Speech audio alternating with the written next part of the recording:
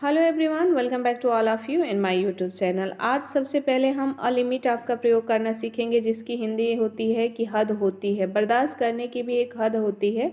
There is a limit of tolerating too. तो यहाँ अ limit of का अर्थ है हद होती है। बाय लक का अर्थ होता है संयोग से, जैसे कि मुझे मेरा बटुआ संयोग से मिल गया। I found my wallet by luck. या फिर मैं अपने सबसे अच्छे दोस्त से संयोग से मिला। I meet my best friend by luck. तो बाय लक का अर्थ हो गया संयोग से।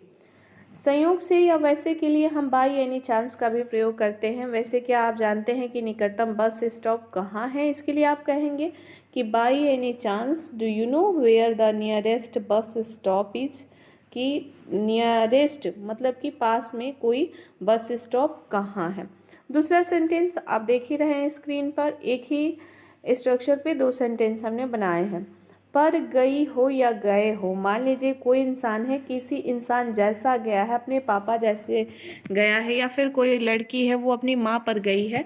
तो ऐसे सेंटेंस के लिए हम वंस टाइप यानी कि जो भी है, फादर टाइप है, मदर टाइप है, या सिस्टर ब्रदर टाइप है, तो वहाँ पे हम वंस के जगह पे फादर या फिर ब्रदर मदर सिस्टर का प्रयोग करेंगे। जैसे कि सबसे पहला सेंटेंस है, तुम बिल्कुल अपने पापा पर गई हो। तो यहाँ वन टाइप नहीं दिया है, यहाँ फादर्स टाइप दिया है कि you are quite your father type. वह बिल्कुल अपनी माँ पर गई है।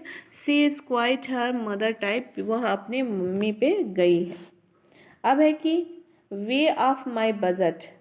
ये मेरे बजट से बाहर है। This is way out of my budget. ये आपके बजट से बाहर हो जाएगी। This will be way out of your budget. तो क्या समझे आप? यहाँ way out of my budget का अर्थ है कि ये मेरे सामर्थ्य से बाहर है, मेरे बजट से बाहर है। टू सम एक्सटेंट का अर्थ होता है कुछ हद तक। कुछ हद तक मैं तुमसे सहमत हूँ, यानी कि एग्री हूँ। To some extent I agree with you. कुछ हद तक वह अपनी जगह सही थी। To some extent she was right at her point. अब हम it is what it is का प्रयोग करना सीखेंगे। अब जो हो, जो है सो है। तुम्हें पहले सोचना चाहिए था, अब जो है सो है। You should have thought before. It is what it is. अब जो है सो है।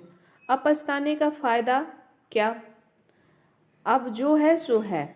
What is the use of rating now? It is what it is.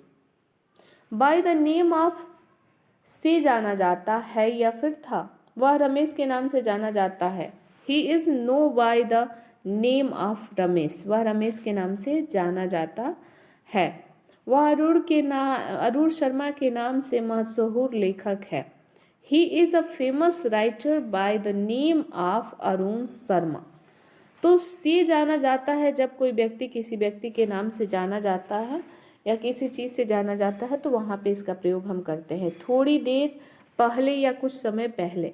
Train कुछ देर पहले चल पड़ी। इसके लिए अ व्हाइल गो का प्रयोग करेंगे। The train left a while एगो। मैंने कुछ देर पहले स्नान किया था। आई टूक अ शावर अ व्हाइल एगो। फॉर अ व्हाइल का अर्थ होता है थोड़ी देर के लिए या फिर कुछ समय के लिए। मैं इस प्रोजेक्ट को कुछ समय के लिए रोक दूंगा। I am going to put this project on hold for a while. मैं कुछ समय यहाँ रहने वाला हूँ। I am going to stay here for a while. मैं कुछ समय यहाँ रहने वाला हूँ। तो फॉर अ व्हाइल का अर्थ हो गया कुछ समय के लिए। इन अ व्हाइल का अर्थ होता है बहुत जल्द या फिर कुछ देर में। मुझे नहीं पता कि क्या खाना चाहता हूँ, मैं कुछ देर में फैसला कर लूँगा। I am not sure what I want to eat. I will decide in a while. In a while का अर्थ ही होता है बहुत जल्द, मैं निश्चय करके बता दूंगा। बहुत जल्द या कुछ देर में, दोनों के लिए हम इन अ व्हाइल का प्रयोग करते हैं। क्या करते हैं? इन अ व्हाइल का प्रयोग करते हैं। जैसे कि आप सेंटेंस में देख रहे हैं कि मुझे पता नहीं है, मैं कुछ देर में आपको बता दूंगा। तो उम्मीद करती हूँ कि आज के सारे स्ट्रक्चर्स यूजफुल रहे होंगे। Thanks for watching.